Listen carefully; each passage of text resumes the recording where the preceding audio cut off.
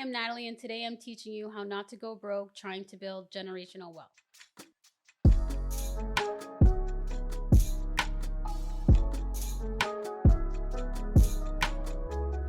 Hi, everyone, and welcome to this week's episode of Don't Go Broke Trying. I am your host, Reni.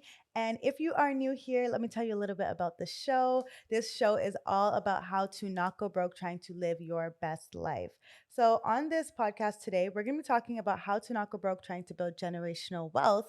And if you know me, many of you know that I do not have children yet, but I brought someone on who does have children and is building generational wealth for those children. So she went from in debt to now investing for her young children. And I'm really excited for her to teach us all about it and teach us how to not go broke trying to build generational wealth. So I have Natalie on the podcast. Hi, Natalie. Hello, Reni. Thank you for coming on the podcast. Thank you for having me. I really appreciate you, and I've been following you for a while, so I'm really excited to have you share all of your knowledge with my audience. So I like to start off all my podcast episodes with a Reni Rated segment. And if you don't know what Reni Rated is, everybody, Reni Rated are basically the products that I am loving, the services that I'm loving, the songs that I'm loving, anything that I'm loving right now. So I want to ask you, what are you currently loving right at this point in time? It can be anything. Anything? Anything. Oh my gosh, putting me on the spot. I'd say maybe Drake's latest album. I love it. I love it because it's dance music. Yeah. Yeah. I still haven't listened to it. It's been, how long has it been? Like a few months? A few months, Yeah. definitely. Yeah. I know. I'm out of the loop, but okay, great. It's good. It has good dance songs on there. Yeah. I heard people didn't like it because of the dance. Yeah. But like people need to grow up and it's good dance music. Yeah. I love it. Yeah. So let's get into you. Oh, maybe you want to introduce yourself actually. Just a brief intro about yourself. I'm Natalie. My page is Forever Mrs. Budget and mother of two. And I talk about how to build generational wealth using your 9 to 5. And I give tips about saving money and investing for kids. Cool. And I want to go back to the beginning of your life, basically. So I want to know, where did you grow up and what was your relationship like with money growing up? So I grew up, my parents are from Trinidad and Tobago, but they came to Ottawa, Ontario. So we lived there for a while, but they got divorced. So then my mom, me and my sister, and then we moved to Mississauga, Ontario. And that's where we grew up and learned about money from my mother and how she hustled, took care of us, multiple jobs, and investing. She has always been a homeowner that I can think of. Her and all of her sisters, they're all homeowners. And I really like that. Like each sister helped each sister get a home. Oh, that's really nice. Yeah. And growing up, I've always been told, make sure you own, make sure you own, make sure you own. So that really motivated me to get into investing and learning about that. But just saving my money and just the methods she used to save money and hustle and everything like that. So would you say that your mom raised you to be financially literate? Yes and no. Okay. Because obviously she doesn't know everything in investing. We never had stocks or anything like that as kids, or like major savings. Like we were broke. Yeah. If you want to call it that, I guess broke, or don't go broke. Right? Yeah. Yes. Yeah. But savvy, saving money, how to get things and when you need help and stuff like that. That I learned a lot from my mother. And I think that happens a lot where our parents emphasize home ownership, and it's like a huge thing, especially with immigrants who come to Canada. It's like the home is the most important thing to have, right? Definitely. But yeah, okay. So do you remember your first memory of money? My memory would actually be a photo of my mother holding a lottery check. Oh, okay. Of $50,000. Oh wow! And always wondering what happened to the $50,000 because I don't remember it being reflected in our childhood, right? Like when you think, oh yeah, we have like a nice toys. No. Or we have like really nice clothes. No. So like, where did that go? But then, she's like, I was a single mother. Yeah. There's no help and very expensive. Like now with me as a mother, I reflect with her and I message her, how did you do it? I'm Like I'm married, double income, and I'm struggling to just, with parenting and stuff like that. So that's like my first memory of that, you know, money comes in, but you need it for certain things, especially as a single mother raising 2 kids. Definitely. And I saw on your Instagram that you posted a post that detailed your entire life and your journey so far. So you said that from ages 0 to 18, it was broke life. From ages 19 to 35, still broke and racked up over $70,000 in debt. From age 36 to 41, you got it together, paid off all your debt, you built up an emergency fund, you became a homeowner, and then you started investment portfolios for yourself and your kids. So I was like, wow, that's an impressive timeline. Like you went from basically financially illiterate to financially literate and building generational wealth, as we said. So I wanted to really dive into each of those segments, if you don't mind, and like tell us a little bit about what happened. So from ages 0 to 18, like when you say broke, what was happening? So when I say broke, and you grew up in the ghetto like area, sandwiches for school were butter and jam. Like we didn't have money, basically. Excess money. We're just pretty much what my mom had is what she had, and the help she had is what she had. And we didn't have name brand clothing, and we got hand-me-downs from my cousins, or we went to bargain stores, and we ate whatever she cooked and what was there. So that's what I mean by broke life. And as a teenager, I didn't have a car. I was taking the bus or walking, whichever one I had to do. And again, still, not name brand clothing or shoes or, luxurious cars. No, the cars are basic and, God's from A to B. And that was pretty much it. Till even when I was working, I still didn't have a lot of money because I was financially illiterate and spending it on everything and anything and not saving any money. $0 saved. Okay. And how did the way that you grew up with and the way you interacted with money, how did it impact when you turned 19, I guess? Like, and you said you were still broke. So what happened when you turned 19? Still broke is basically I started to go to college. And where the broke came from, still broke, is that I didn't know what I wanted to do, essentially. So I went from general education. No, sorry, marketing was my first school, and I dropped out. Okay. And that, again, was a student loan. So that money went to waste to my debt. Yeah. And then I went to law clerk, and that was a waste. I didn't finish, dropped out, and got cut off a little bit from OSAP because I didn't finish any programs. That was a rule back then. That you had to finish to keep getting money. And then from there, I finally decided, okay, I'm going into nursing school. So that was more debt. And that was also me working and a little bit of OSAP. And how did you? So you said $70,000 in debt. Was that from school or was that? Then came the cars. Still not smart. Yeah. still not smart, guys. Yeah. So my first car was a gift from my mother. It was her car, and then she got a new car. And it was basic. I believe it was a Hyundai. I can't remember. It was a hatchback car. But that wasn't cool enough for me. So, of course, you're like, I got this free car, but no, right? No. I don't have payments, but no, let's not do that.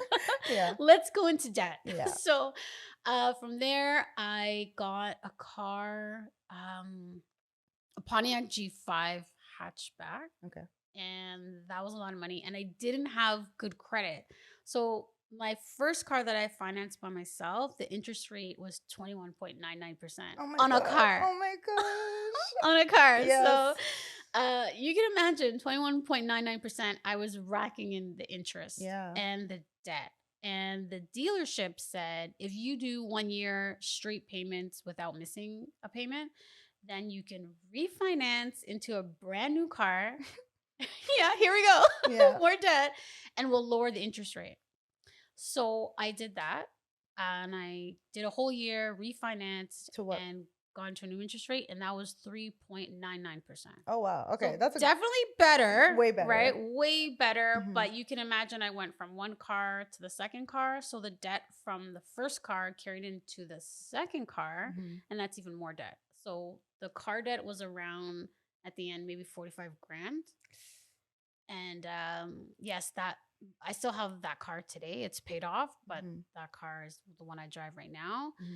And the rest of the debt was school, credit cards, a phone bill from college I completely forgot about that went to collections. Yeah. And a store card that I forgot about, that I just randomly signed up in the mall to get a free gift. To get a free gift? Yes. What am I doing? Yes. And then bank credit cards. And then that was it. So that was way over $70,000. Wow. And did any payday loans in there? Is that something? Payday loans, yes. I had payday loans because I was just struggling to keep up with all the payments and the debt. And the payday loans, you know, I got into a horrible cycle, and I asked a family friend, and he helped me get out of that. And as well, he helped me get out of the phone bill I forgot from school. Oh, that's sweet of him to help you. Yeah, definitely. Yeah. So, okay, so we're talking about $70,000 worth in debt. Yeah. What was the biggest mistake that led you to this debt, and like so that our listeners don't make the same mistake? I would say pretty much not learning and not reading the fine print or understanding what you're signing and what you're doing. Yeah. Like, there was really no guidance there. It's, you know, the salesman pushing you to do it.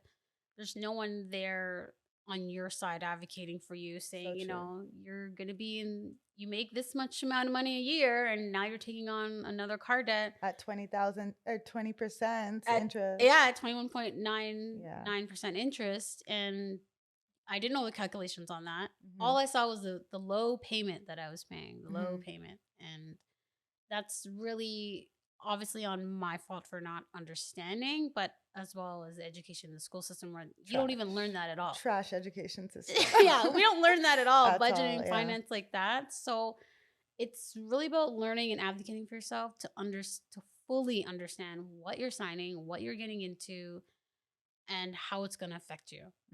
So tell us, you from age 36 to 41, you were able to now get out of that debt. So can you give us a detailed breakdown of how you got out of the debt? Because I think a lot of people who are listening are probably in debt, and they want to know exactly like the steps that you took to get out, like practical, maybe as many steps as you can give us. No problem. So I didn't have all that 70,000 debt by that at 36. A good chunk of it was already paid off, and that was through pretty much learning to budget.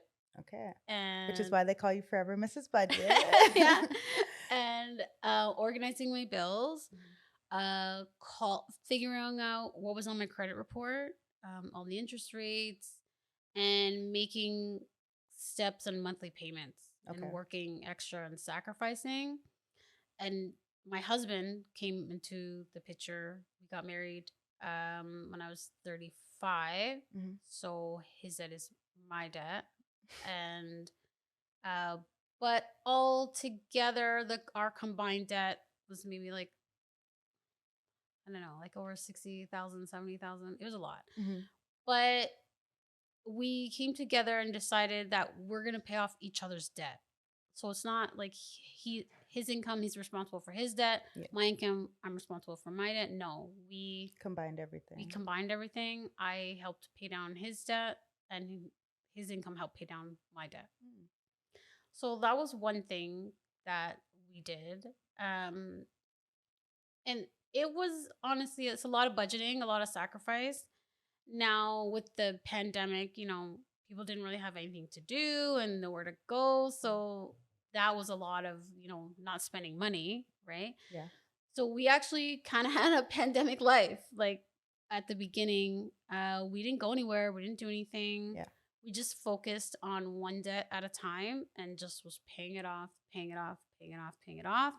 at the same time, we're also saving money every month because we wanted to buy the condo that I was speaking about. So when we finally that took us all together maybe 18 months in total of paying down everything and saving for the condo down payment. So by then, we had still a little bit of debt from the wedding. We had 45,000 from the wedding. Oh wow! That's a whole wedding. That could be a whole episode. That could be a whole episode on wedding debt. Yeah. And a little bit left on my car, a little bit left on the credit cards, but a good chunk of it and a little bit left on his student loan and my student loan. Mm-hmm. So from there, I still say we weren't really financially literate, better, but we still weren't investing or knew that whole world of investing, anything like that. But we did ask questions more, and definitely I think that is something. It's so important to ask questions and to learn. If you don't know something and you go to the bank, it's their job to explain it to you, like everything you're signing, everything that can happen, the interest rates. That's their job. They have to tell you. So asking a lot of questions really helped. So who are you asking questions to? A financial advisor. Okay. At the bank. We met at the bank. Okay. Yeah. Financial advisor at the bank. We talked to maybe two. One of them wasn't helpful at all. Like, just I know zero. that was my experience at the bank. I was like, this person's not helpful at all. No, like zero. But then there was one individual who was so helpful. Okay. I wish I could remember his name, but he was so helpful. He looked at all our credit.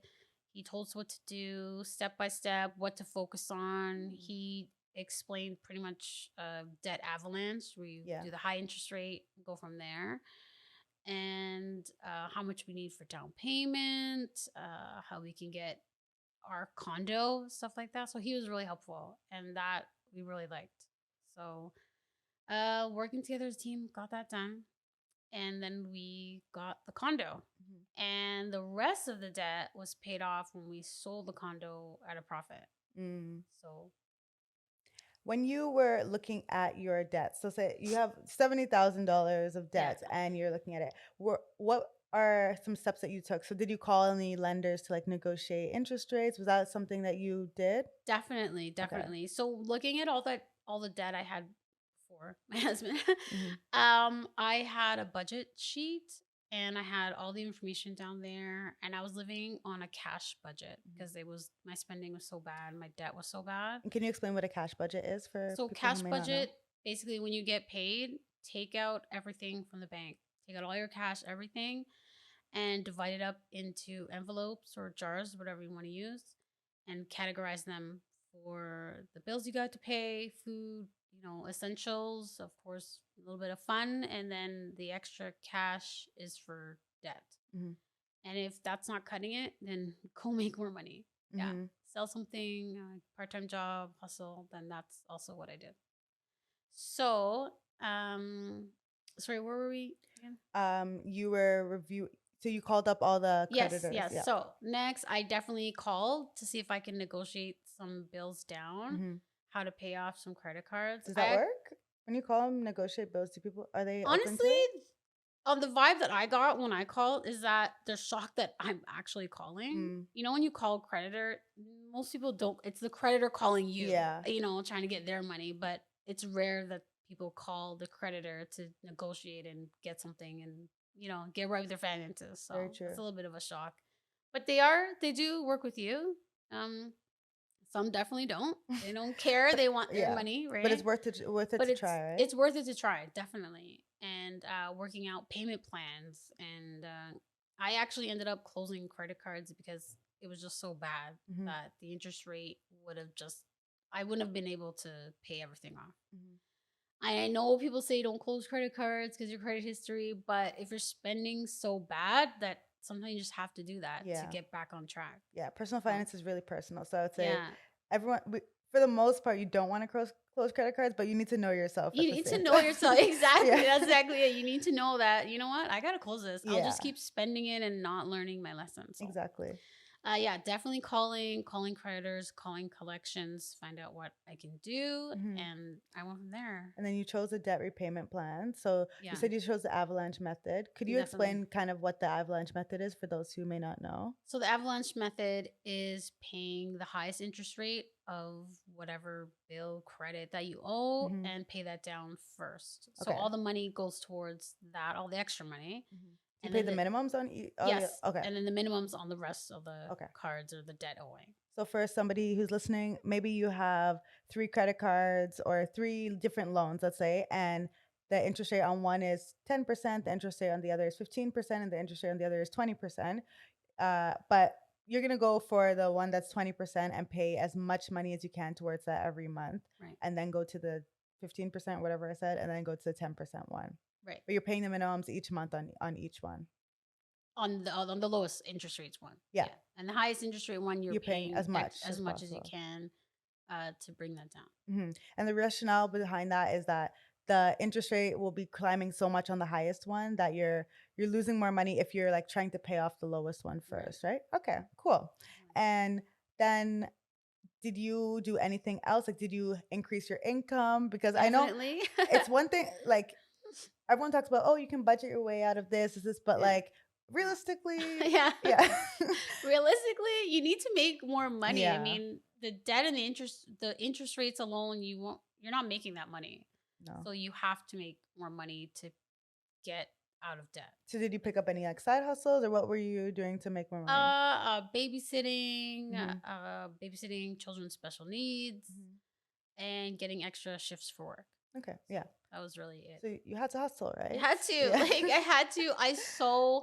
I was just tired and stressed and depressed of the situation I put myself in, basically, and I wanted to get out of it. Yeah.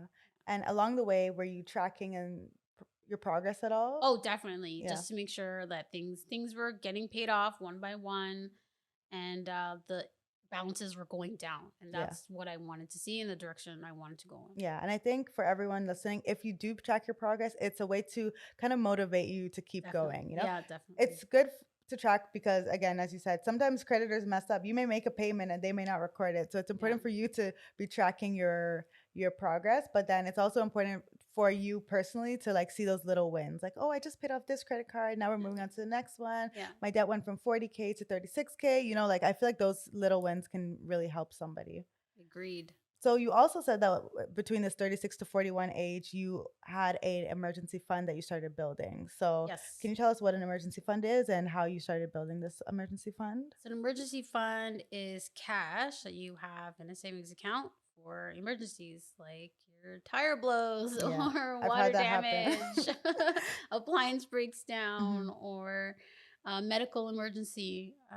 Then you have that cash ready and available to pay for those emergencies, and you don't have to stress about it because you have it there and don't need to get yourself into more debt. Yeah. And how many months approximately do you put in or do you suggest people put in there? Starting out, definitely when you have a lot of debt, anything. That's my personal. That's true. Anything, anything you could save, anything you could put aside and not touch, put it aside. And don't touch it. Yeah. You know, and work your way towards 1 month, and then 2 months, and 3 months, and as the progress goes, it's so helpful and nice to see. You're like, okay, good. I have this month, and just keep adding to it. Yeah, I totally agree. Yeah, they say 3 to 6 months, but okay, start with one.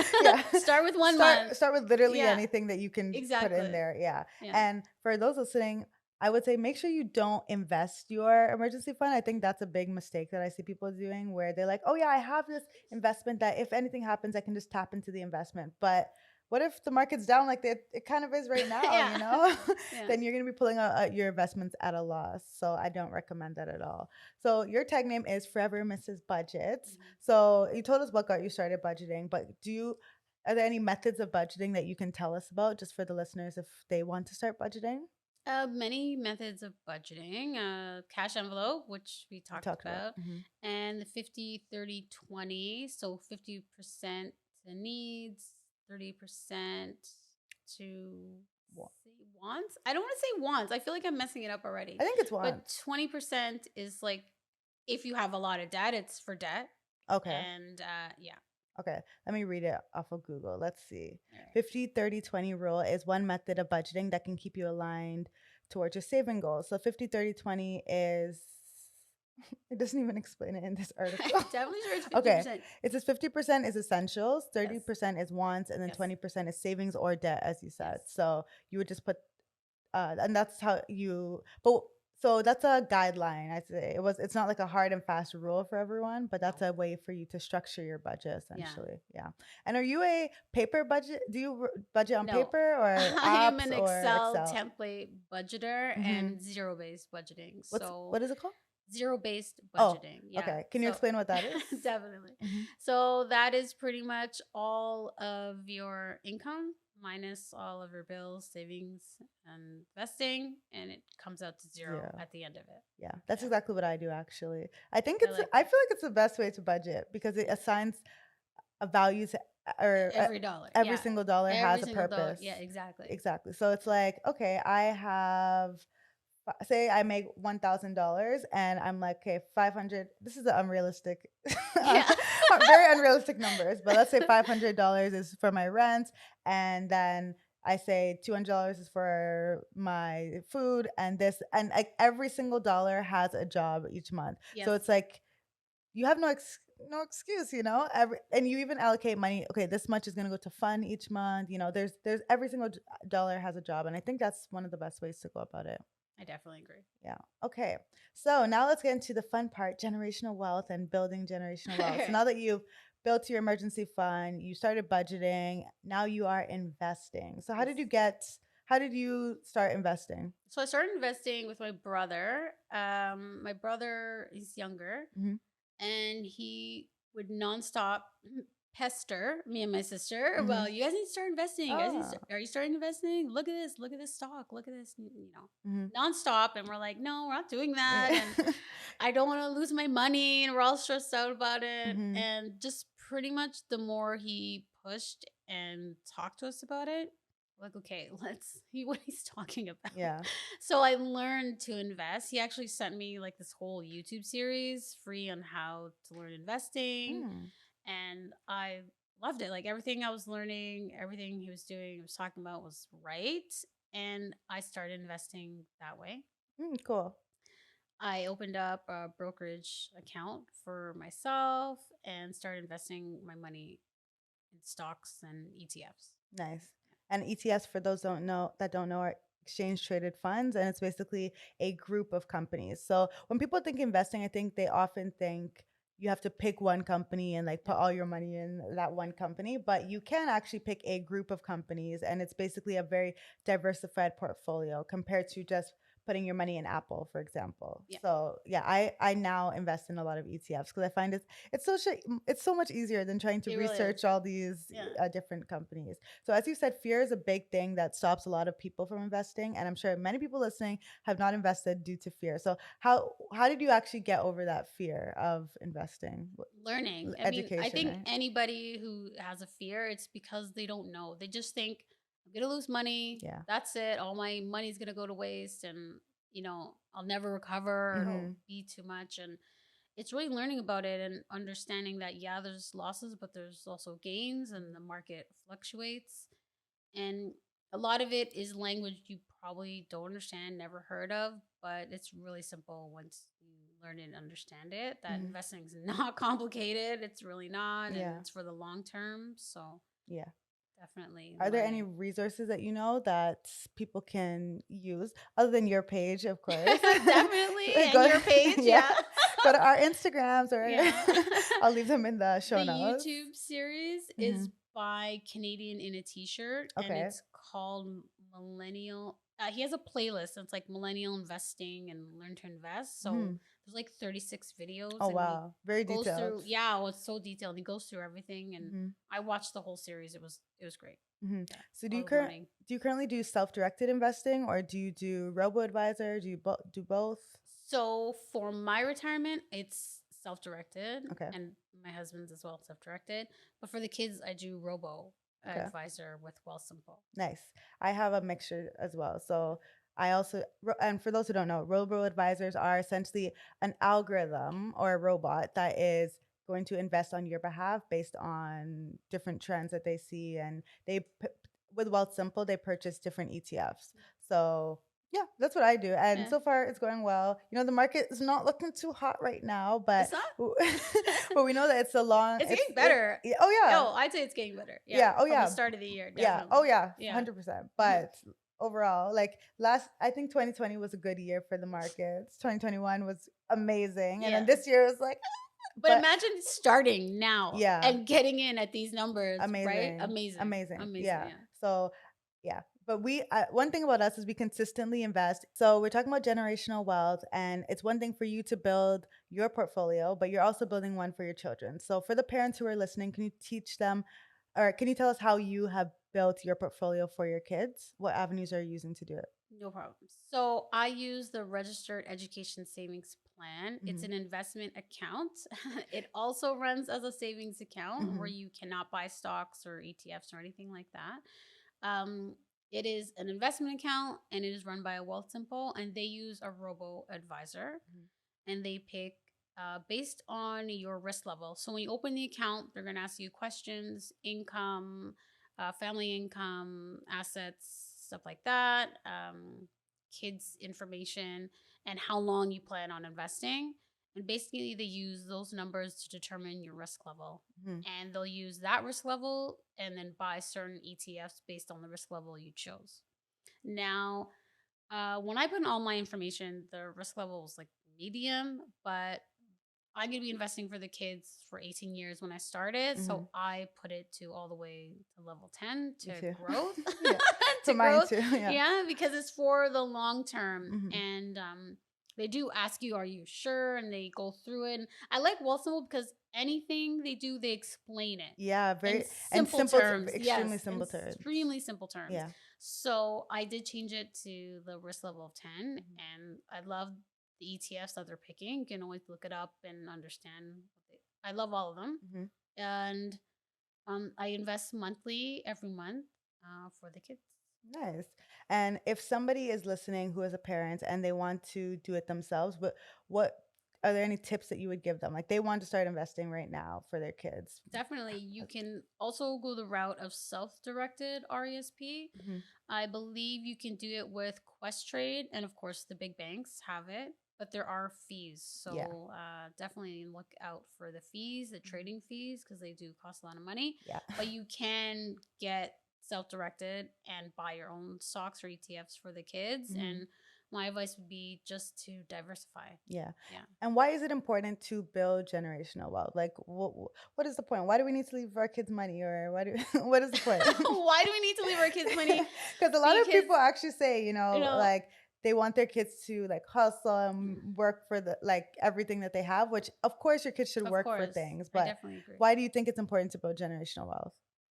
I think it's important because if you're not building generational wealth, you're building generational debt, in my opinion. So why would you want to carry the debt onto your kids and their kids? And like, it doesn't help them get ahead, or, and hustling, the culture, I understand, but it can also be very negative and stressful when you don't have anything to start with. And maybe that might deter your kids to not even try, or not even to get their own, right?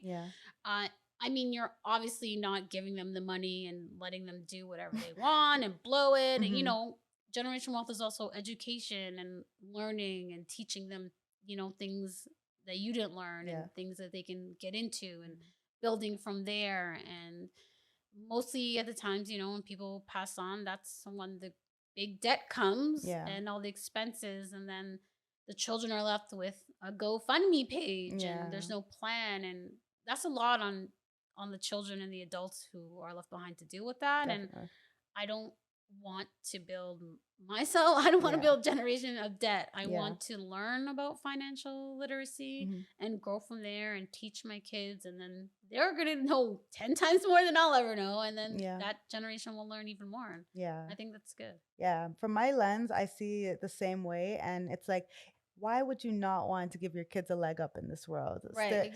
So many people have a leg up, especially when we think about the differences like in race. Like we see that white children of white families they already have a leg up, right? So they are able to then do more because they have that leg up. So if we can close that gap any way we can for our kids, I think, why not? Exactly. My parents were able to use the same account, the RESP, to fund my education. So I was able to go to university debt free. And when I graduated, as I said, I didn't have any debt. So that allowed me to then put all the income that I made from my first job or not all of it, but the majority of it into investments. Whereas my friends had to put their money into paying back their student loans. So I already had a leg up. And that's why at the age of 23 or 24, I was able to have a 100K portfolio, right? So I think if you can do it for your kids, you should. Like I don't see why not. Yeah. Yeah. And there's a way to teach them in a way that won't make them spoiled as well. Oh, definitely. Yeah. Definitely. Because my parents I still made me, I still had a job when I was 15 or 16. Like Yeah. I've had a job since forever. So Nice. yeah. And can you explain the importance of investing for your children early? Because I know you post about that often. Yeah. I just think the importance is the longevity of the investment. Mhm. I mean, starting early in anything benefits you in the Yeah. long run, especially with compound interest. And that's where it all stems from. We talk about compound interest all the time online, and that's where it stems from. Mhm. The longer you have, the more compound interest you grow, and that grows and grows and grows. Exactly. So starting early is just a benefit. Yeah. But if you're starting late, you still have that benefit as well. Yeah, start now, basically. Yes, exactly. You posted this post on your Instagram, which is the difference between starting from your kid when starting investing for your kid when they're 0 versus when they are 10 years old. So if you started when they were at birth and you put $200 a month as an investment, using an estimated average return of 10%, they would have $11.8 million by the time they're 65. By the time they're 18, they would have $110,000. Versus if you started when they were 10 years old, then at 65, they would have $4.5 million. And at 18, they would have $27,000. So we can see that there's a huge gap in that 10 years. So basically, moral of the story is start as early as you can. If you don't have kids, obviously you can't open the account yet, but you can start preparing for when you do have them. Definitely. Yeah. So are there any other ways to build generational wealth aside from investing? Any other You can start a business and pass it down. And I think, well, I mean, you don't want to say investing in stocks. There's also investing in real estate. Good point. Oh, yeah. And home ownership and, building up your properties and building wealth that way. And as well as creating a plan, like, for example, life insurance, have that and have a will.